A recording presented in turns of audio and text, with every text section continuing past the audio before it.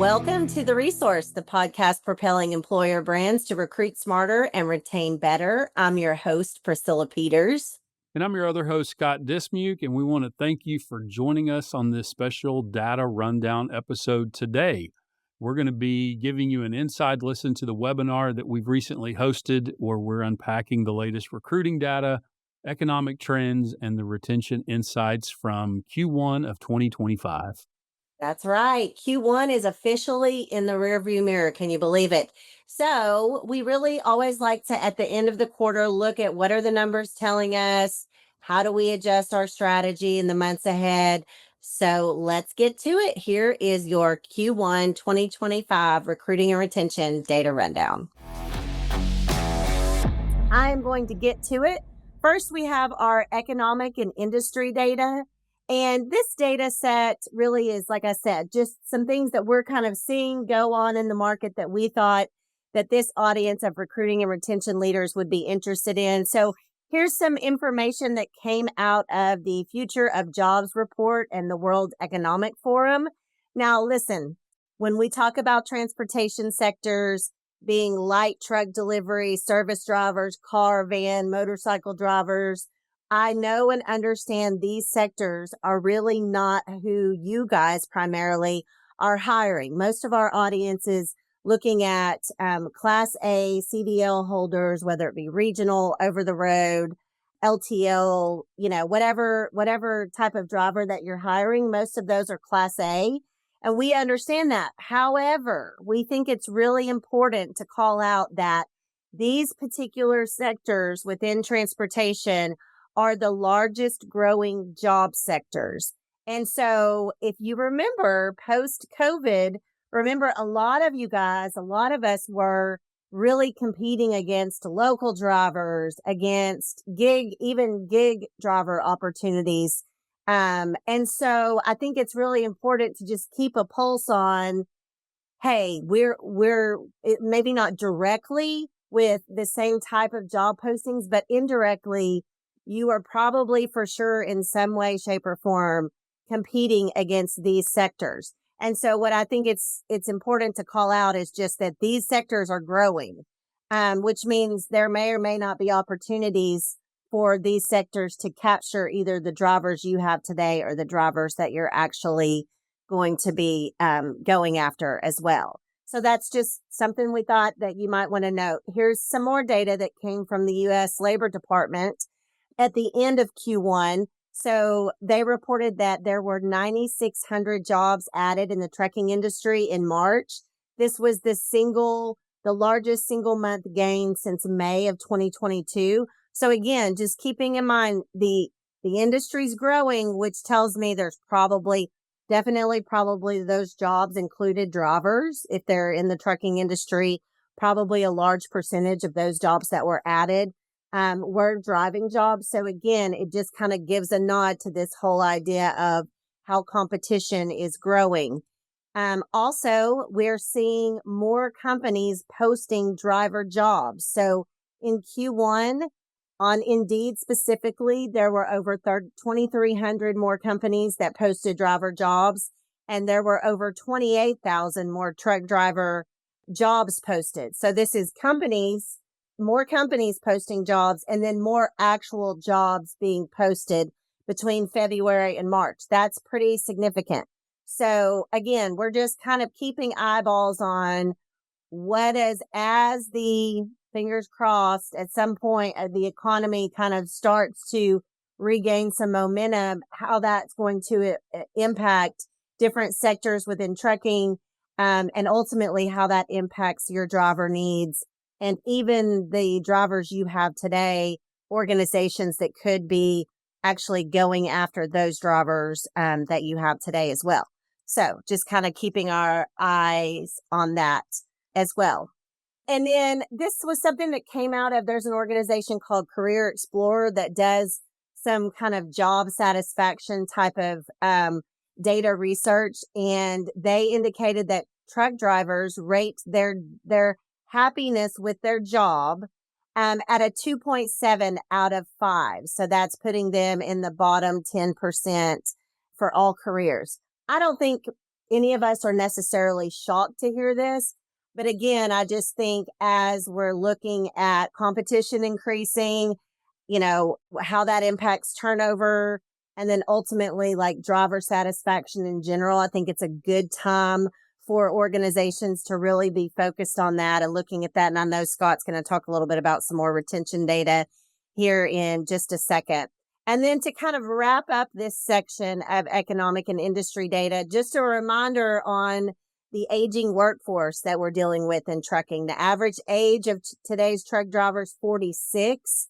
144,000 drivers are over the age of 65. And the average age of a new driver is 35. So, there's that big gap that we're missing of kind of the younger generation of drivers. And as an industry, we really have to figure out how we're going to get better at that, to be honest. So that's some economic and industry data. All right, so let's move on to our advertising and marketing data section. Also, we just want to chat about our overall best performing Q1 strategies. But what we like to look at is touch points and hires. So when we're looking at sources, where are most of our hires coming from? Where are most of our touch points coming from? So as you're looking at lead attribution and how we actually attribute those hires, in many cases, they're touched by multiple sources, right? So if you're looking at what are the best performing touch points and hires from that standpoint strategies, these are the top 3 for Q1. So we've got SEM interactive. So that's search engine marketing interactive. Those are tier 2 type search engines that are typically included in that strategy. Indeed, ZipRecruiter, Glassdoor, those types of strategies. Then we have SEM aware was number 2. So that's more top of funnel. Think of that more as, YouTube advertising or Google. It's what we call search engine marketing aware. It's more at the top of the funnel. And then rounding out the top 3 was social advertising. These are your meta ads. And we'll kind of dig into some data around these in just a little bit. But this would be Facebook, primarily some Instagram ads as well. And then the number 1 tool that we had that touched more hires than any other was Lead Assist. And I'll get into some Lead Assist data here in just a second. Matter of fact, this next slide kind of talks about that. So Lead Assist is a solution that we have that really helps carriers get from a short form lead to a full application much, much faster using advanced AI automation. And so we have some data. So if you're looking at, okay, what does it look like if I'm a carrier who is using that type of technology versus one who is not? I think it's important to look at how it impacts time to hire. And honestly, today, time to hire matters. But as we see the economy come back and really carriers kind of struggle to recruit again in a much more, I would say, aggressive way than it has been over the past couple of years, time to hire is going to be super critical. So if you kind of set yourself up for success regarding that, I think you're going to be better off. Average time to hire for carriers using Lead Assist Basic was down 22% compared to those who didn't. And if you add on the virtual recruiter to Lead Assist, which what that is it immediately connects the driver, potential driver who's pre-qualified with the carrier immediately via phone, via phone call. That was down, time to hire was down over 57% compared to those who didn't use the tool. So again, it's basically leveraging technology to make sure that your recruiters are being able to focus on what's important, right? Like they're being able to focus on, how do I close the driver? How do I connect with them? How do I build those relationships? How do I get everything that I need from them to get them in orientation? And you're allowing the technology to nurture the lead to get it to the full application. So then your recruiter can take over. That makes sense. So that's just kind of some data that came out of that in the first quarter. Also, some other interesting data that we have is we launched a new product in Q1 called CallWorks Conversation Analytics. And in essence, what this is it's a tool that uses AI to analyze recruiter phone calls. And so after just a month, we have over 100 recruiters on it. We have over 6,000 calls that are being analyzed. But here's the interesting part that I think that these folks, you as our listeners and audience today on this webinar would be interested in. The average recruiter score for a recruiter call is 61.5. That's out of 100. So, I mean, I don't do math, but like if that was a grade, that would be a D, right? Like closer to, I mean, if my daughter got a 61, it would be about a D. Now, so when I asked the team, okay, tell me like, what are the things, like, what are you seeing? What's the most common kind of things that are lowering that score for recruiters? And just so you know, as a carrier, you can say like, these are the things that I think are important. And you can really kind of customize like, this is how I want to score my recruiters on this call and that kind of thing. But here's the top two things that we're seeing make recruiter scores go down. Number one is recruiters aren't introducing themselves or their company name on the call, which you would think, maybe, why aren't they doing that? But that's one of the common things that's coming up. So if I'm taking a call, I'm not saying, hi, my name's Priscilla. I'm with Conversion Interactive Agency. So glad you called. Da, da, da. I'm just saying, hey, oh, you saw our ad. Let me talk to you about this, and not really introducing myself or the company name. So that's that's the number one mistake, according to our team that's just kind of looking at the data around this. Number two is their recruiters aren't typically asking for the prospect's name and tying that back into the conversation.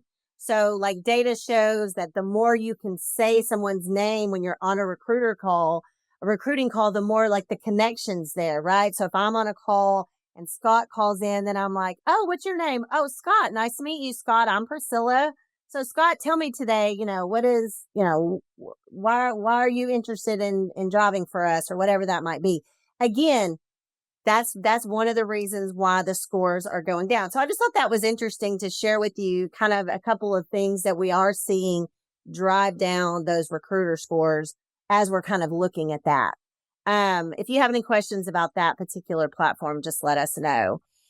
Here's some social media trends that we saw in Q1. A lot of times we're always having people ask us, what's the latest and greatest on social media? It's so hard to keep up. We have a couple different teams. We have a social advertising team, and then we have a social marketing and content team, and they kind of keep us updated with all of the latest trends when it comes to recruiting drivers on social media. So I wanted to share 3 or 4 of those with you today. So the first one is kind of the gap that's closing between what we call feed ads and ads on Reels. And so for a long time, most of the performance, the ads that were performing the best on social media were traditionally always in the feed, right? Like, if you're on social media platforms, you scroll through and you see ads in your feed. Well, what's ending up happening is that the ads on Reels, which are the vertical videos that you see, if you're watching Reels on Facebook or Instagram, but they're kind of creeping in and doing almost just as well as leads coming from the feed. So from the news feed, overall in Q1, 40% of social advertising leads came from the news feed, while 37% came from Facebook Reels. So again, those are starting to become neck and neck. So I thought that was interesting. So when you think about Reels, that's what we call a vertical first placement. So when you're on a mobile device and you see that video vertically or that ad vertically, that's what we call a vertical first placement. And those leads from vertical ad placements are up year over year significantly. So just to do a little bit of comparison for you, in Q1 of 2023, 20% of leads came from those vertical first placements on social media. Q1 of 2024, 24% came from those. And Q1 of this year, 53%. So that's how significant these kind of vertical first ad placements have become when it comes to social media. Also, when it comes to video views, we drew 2.6 million 3-second video plays or more in Q1. Remember, a lot of times drivers or potential drivers will start watching a video and then they'll drop off. But one thing that the data showed last quarter was that we saw a 20% increase in viewers who watched at least 25% of the video. So I always say, like, stack your video at the front with the information you really want someone to know and grasp. And so we saw that kind of pay off, if you will, in Q1. And then we also track driver sentiment for the companies that we go after we monitor their online driver reviews.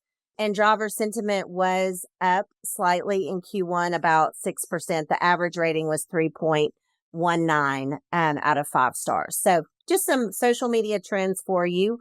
Also, here's a case study. So this is a case study regarding messenger ads. So, when you are in Facebook and you get a Facebook message, like a direct message from someone, that's what messenger is.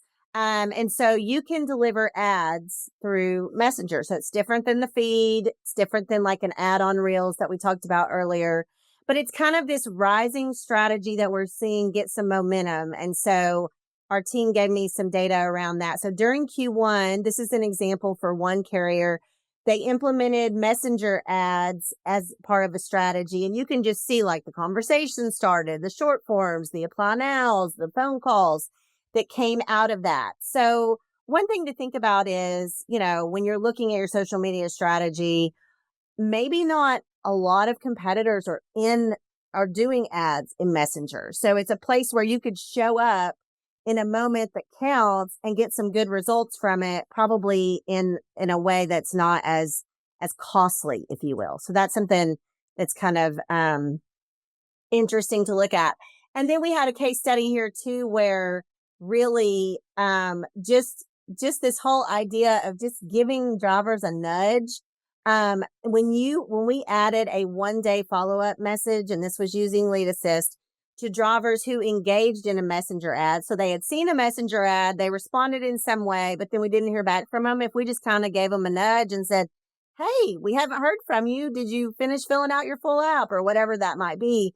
35% more full applications came from that. And so I thought that was super interesting. Just a simple little nudge, how that can actually help lead to more full apps. And so that's our advertising and marketing data. So Scott, I am going to turn it over to you, and you can take us through the driver retention data. Excellent. It's good to see everybody. As we go to this first slide, I kind of want to put things in perspective here. So we're looking at Q1 data here, and what I will tell you is, I think as we got near the end of Q1, entering Q2 is when we really started hearing the tariff word. So what I'm saying here is I don't think that the retention data that we're seeing here, the feedback from the drivers, does not include a lot of the uncertainty that exists within the market right now, which seems to be kind of the theme. Any article that you read, the word that you see most frequently is uncertainty. So I don't think we're seeing results of what's going on from the tariff discussions and from how that's all going to shake out. What I will tell you is, with conversations I've had over the last several weeks with carriers, aside from the uncertainty, is we would like to hear some good news on the negotiation front. So, we're hearing a lot about empty containers, or the containers coming into ports, and how those numbers have gone down drastically. And so, obviously China, that's a big role here. But we also have other areas that we're supposedly having negotiations with. So I don't think the data is quite reflecting in that. It would not surprise me when we're sitting here at the end of Q2 if this data looks differently, depending on how these negotiations shake out and how the tariff discussion ends up. So I just kind of wanted to put that in perspective as we're looking at the data here for Q1. We see equipment issues, compensation issues, and operations are your top 3 issues. What we're seeing is that equipment issues were down slightly in Q1 from Q4 of 2024, and there was a slight increase in compensation issues going from Q4 to Q1. And we're going to kind of break a little bit of those down here as we kind of go through this and highlight a couple of issues if you want to go forward there, Priscilla. So looking at Q1, top 10 root cause issues from drivers who voluntarily left their position in Q1. So obviously, compensation continues to be a major factor in drivers leaving their position. With the persistence of the slower freight market, both a lack of miles and driver pay continue to factor into retention. That's probably not a surprise to anybody. You see equipment issues there in 1, 5, 6 in particular. And what I will tell you is what we've seen from our data is that equipment issues do become compensation issues. So drivers that are dealing with multiple and recurring breakdowns often see a drop in their miles, which obviously affects their pay. So when you see equipment issues, know that the persistence of that and how general maintenance is handling those issues is going to be key in not just how the driver feels about their overall satisfaction with their equipment, but ultimately how it affects their miles and their pay. What I would point out here is if you look at the 7 of the top 10 issues are issues that either directly or indirectly affect the driver's ability to make money and know what their pay is going to be. And we have consistently seen that pay predictability with drivers, particularly over the last couple of years with the extended freight recession, is extremely, extremely important to drivers. So that does not surprise me that 7 of these top 10 are directly or indirectly related to the driver's pay or ability to make money. And then obviously you see some communication there as well with slow response and no response from a fleet manager or somebody within operations. The big thing I would tell you here is obviously drivers see communication and respect is the same. What was different here is that communication issues had not really been in the top 10 root cause issues for 3 straight quarters, but both a lack of response and a slow response from somebody in operations are now back in the top 10. And the big thing I will tell you about communications, it's not only just respect, it's that ability that you have to forge a personal relationship with these drivers. What we know and what we've seen from data is that the better relationship you have with the driver when it comes to communication, the harder it is for a driver to leave. If that driver feels part of the team, if that driver has a personal connection with somebody in operations, particularly their fleet manager, it's harder for that driver to leave. Again, it goes back to the concept that we hear all the time. Drivers don't leave carriers, they leave people. And that's where that communication thing comes into play. So again, this kind of goes to what I was just talking about. So the communication and planners issues account for over 65% of the top operations frustration for drivers in Q1. The communication with the driver manager remains a key source of frustration. And the communication issues have now risen for 3 quarters in a row. So clear, concise, consistent communication, proactive communication is one of the most important aspects of driver retention. Keeping your drivers in the planning loop, particularly right now when we still have slow freight for some, when that driver is sitting, that driver has time. When a driver has time on their hands, we know, and you're going to see this from our driver survey results that we put out in a couple of weeks ago, we know that drivers are getting bombarded with recruitment messages, phone calls, emails, texts from other carriers that aren't you. So the more time they're sitting around with nothing to do gives them more time to listen to those other advertisements, to listen to those other pitches from other carriers. So keeping drivers in the communication loop, letting them know what's going on, letting them know you're working behind the scenes to get them on a load as quickly as possible is extremely, extremely important. And as I mentioned earlier, drivers view that communication and respect as the same thing. So interestingly enough, this kind of surprised me a little bit is that miles related compensation issues were down in the first quarter. It wasn't necessarily because the freight was there. As we all know, it's still lagging behind and continues to do so. But we did see a little bit of a drop from miles related compensation issues. But having said that, we still have more than half of the drivers that are complaining about compensation are still attributing their issues to inconsistent miles or loads not available.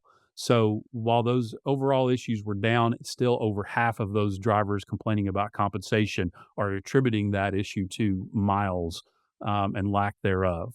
The pay rate compensation issues were up sharply in Q1.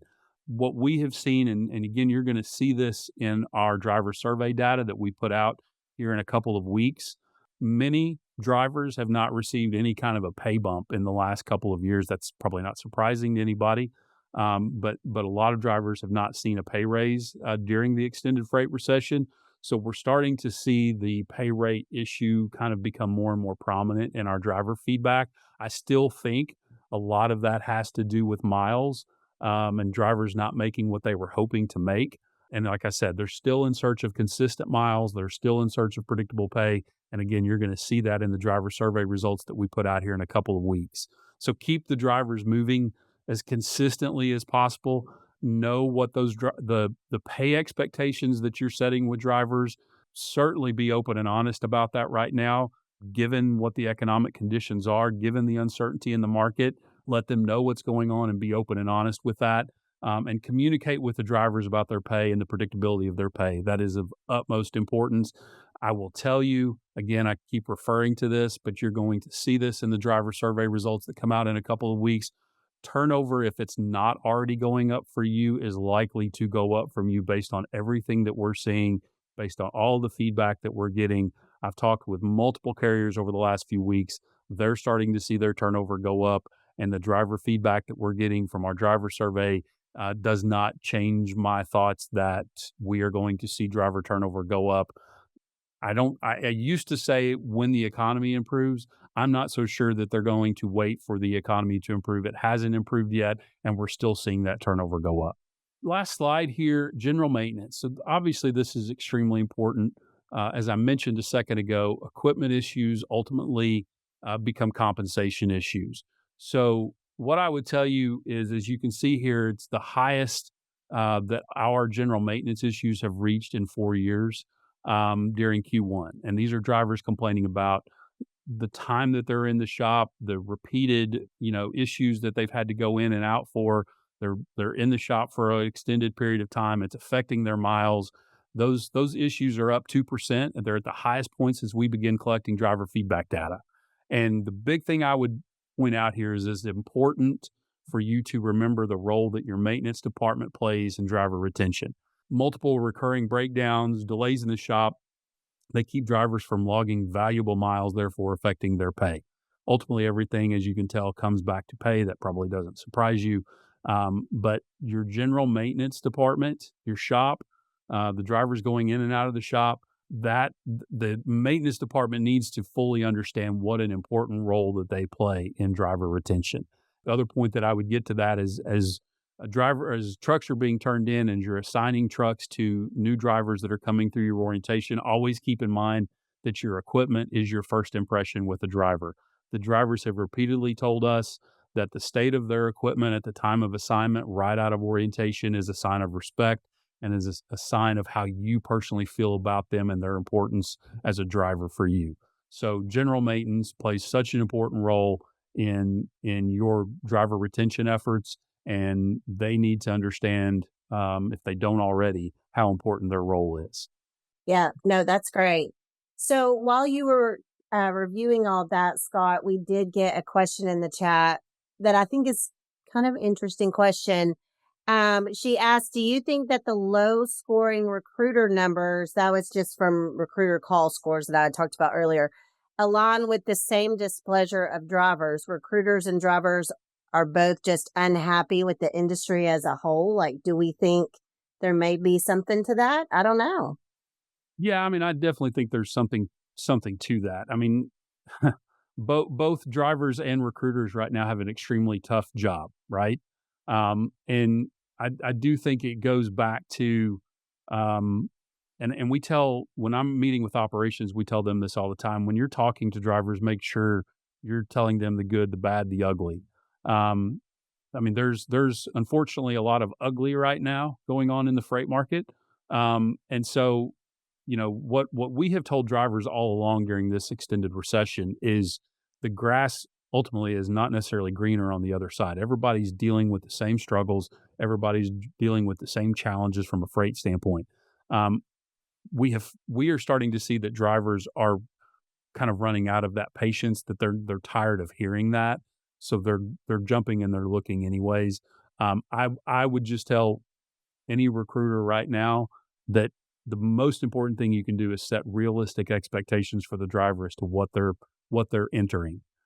If you have freight, I would absolutely be not only telling the drivers you're talking to on recruiting calls that, but I would be putting it in your advertising as well. because that's ultimately what drivers are looking for, is that consistent freight and those predictable pay. Yeah. Yeah. Okay, so real quick, we just have one last section here. And this is just driver data that we've compiled regarding, kind of what's going on with drivers today. So ADRI reported recently that truck parking is the number one issue for drivers based on what, the questions and the options that they gave them.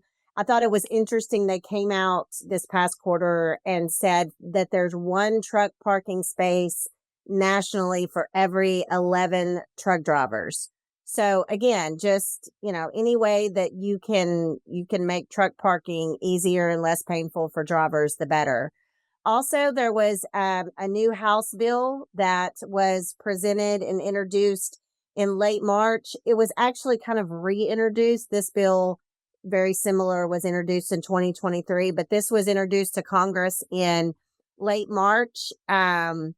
Originally, when it was introduced in 2023, it just kind of died out, never really got any legs. But a lot of people think that this it's headed to committee next, and it probably will have some legs and has some rally and support behind it. So this would be something that would be great for us as the industry. But it's the Strengthening Supply Chains Through Truck Driver Incentives Act. It's a $7,500 tax credit for truck drivers holding a valid Class A CDL who drive at least 1,900 hours in the year, and the tax credit would last for 2 years. So again, just something that might be good news we could share on the industry front. And then we always like to share with you the top driver review keywords from the quarter, just letting you know what drivers are talking about, whether it be positive or negative online driver reviews. These are the words that are coming up the most, which I always say when I see culture, it's always so interesting, because I don't think 5-10 years ago we would have seen culture on anything like this, but drivers are very much more in tune to that than they previously were. And then we also have how the ratings broke down for Q1. So remember, drivers are super polarizing. They either are going to love you or not so much, right? So most of the driver ratings were either 5-star or one star, and then 2, 3, and 4 kind of landed in between. So that is the data that we have for you today that we wanted to share. We will open it up for Q&A, and you can ask your questions in the online, in your chat window of your Zoom platform. You can do it in the chat or you can do it in the Q&A, either one. So we'll take a couple questions here as we wrap up. It looks like we have a question. Scott, this is probably for you, but I know you touched on it a little bit, but someone asked, are you hearing from other carriers that turnover is starting to go up? And I know you kind of mentioned that earlier. Yeah, that you were starting to hear more rumblings of that. Yeah. And one of the things that when I have carriers ask me that, when they are saying their turnover is going up, I kind of want to know where. Is it drivers in their first 6 months? Because that's typically what we see is the highest time for turnover. Or is it more spread out? Are we losing new drivers? Or are we losing tenured drivers? And I think most of the time when we see turnover going up, most of the time we hear the feedback of, it's usually our first 6 month kind of newer drivers. What's been a little bit different this time is almost everybody that we've talked to has said that it is spread out. Yes, it's new drivers, but it's also tenured drivers. And so, kind of what I would tell you is, A, yes, we are hearing that turnover is going up. B, like I already mentioned, we're seeing in our driver survey numbers that backs that up, that drivers are certainly more in the market right now looking for jobs than they have been previously. And the other thing I would tell you is how important it is to know how much it's costing you to lose one driver. What is that cost per loss figure? Those of you that have been on these data rundowns before have heard me talk about this. If you're looking at for ways to cut costs, which a lot of people still are doing right now, one of the best ways you can cut cost is by lowering your turnover numbers. That is one of the best ways to do that. It's also a challenging way to do that because those cost per loss numbers are not in one line item on your P&L statement. They're spread out across many areas. But one of the best ways to cut costs right now is to lower your turnover. But it is definitely going up. Yes. Yeah. Yeah. Okay, we've got a couple more questions here. One is, how and where can we track our online driver reviews? So where we monitor and track them for our customers that sign up with our reputation management solution is we track Google, Facebook, Truckers Report, Indeed, and Glassdoor. I believe those are the 5. So we definitely recommend you monitor them and you respond. A lot of carriers don't respond, and it just not a good look, right? Even if they're negative, you should respond. And I know people like get a little wonky about that and kind of freak out sometimes about that, but you should definitely respond. But those are typically the 5 places where we normally, track and review those, for sure.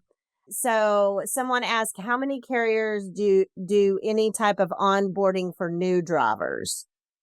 So, and Scott, you may have some thoughts on this, but I would say, I mean, most carriers in general have an onboarding process where they're going to onboard their drivers, go through their orientation, whether it be partly online, partly in person, or all virtual or all in person. But as far as I think he may be asking like new drivers, like how do they onboard new drivers maybe a little differently? Um, Other than those who hire students or have like their own school or a sponsor, a CDL sponsorship program or something like that, that onboarding probably looks different, but I can't think of many that have like completely separate onboarding for new drivers. Scott, do you know of any? No, I don't. All I know about onboarding and orientation for whether it's a brand new driver or a tenured, experienced driver is drivers tend to think about one thing as they're going through orientation, and that's getting out of orientation. So the Yeah. quickest way they can make money is getting in a truck. And so while I will tell you that orientation and onboarding is important from the standpoint of checking a box and making sure you're getting everything to the drivers that they need, just remember that most drivers are going to forget what you go over in onboarding and orientation. So having that open line of communication with those new drivers to remind them the things that they probably should remember from what you went over is going to be really key. Yeah. Yeah. True. True. Okay. I think we got all the questions here.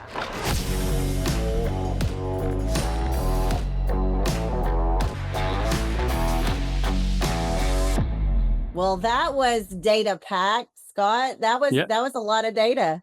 Yeah, absolutely. And if you thought Q1 was insightful, just wait, because in our next episode, we're going to be diving into the latest driver survey results. And there is a lot in there. There's going to be a lot different than what we talked about in the fall when we were talking about our driver survey results. We're going to kind of tease that a little bit. But in our next episode, we'll unpack what drivers are really thinking, what has changed since last fall when we did this, and how carriers can respond strategically. You certainly do not want to miss that. That's right. Thanks again for listening. If you are enjoying the Resource Podcast, help us spread the word with a rating and review, and be sure to hit that subscribe button so you never miss an episode. And as always, if you have questions or topics that you'd like for us to cover, you can reach out to us on social media, or you can drop us an email. And most importantly, when you see the resource on social media, hit that share button and share it with your family and friends. And those details are all waiting for you in the show notes. We will catch you next time with more data, strategies, and a little fun to ace your recruiting and retention game. We will see everybody next month.